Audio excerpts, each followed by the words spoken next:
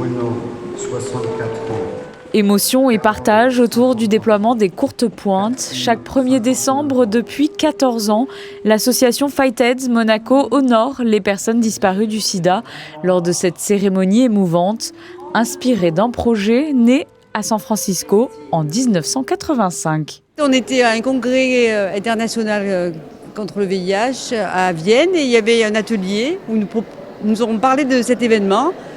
On a commencé à peindre et quand on est rentré, on s'est dit mais nous aussi on va le faire. Et du coup on a fait notre première courte pointe qui est partie aux États-Unis. Du coup tous les ans on fait une ou deux courtes pointes. Chacun choisit la personne à qui il veut rendre hommage. Alors il y a des toiles personnelles et des toiles collectives. Donc on peint des toiles qui ont la taille exacte d'un linceul 90 sur 80, parce qu'on recouvrait les corps des personnes qui mouraient du sida à l'époque. Et le principe, c'est de les rassembler par 8 et de faire une belle toile en souvenir. Et c'est vraiment pour le souvenir. Se souvenir de leur présence, ne pas oublier et mettre un nom sur ces disparitions. Ce lundi, 93 personnes ont été honorées. Parmi elles, le mari de Christina, emporté récemment par la maladie.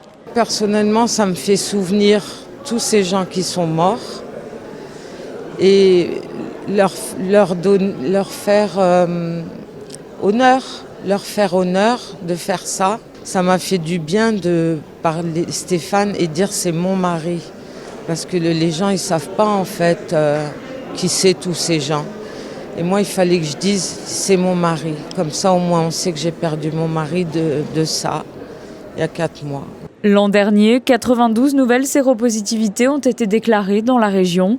L'association monégasque Fightheads accompagne les personnes vivant avec le VIH, mais œuvre également pour une meilleure information autour de la maladie et sa prévention, pour un jour envisager un avenir sans sida.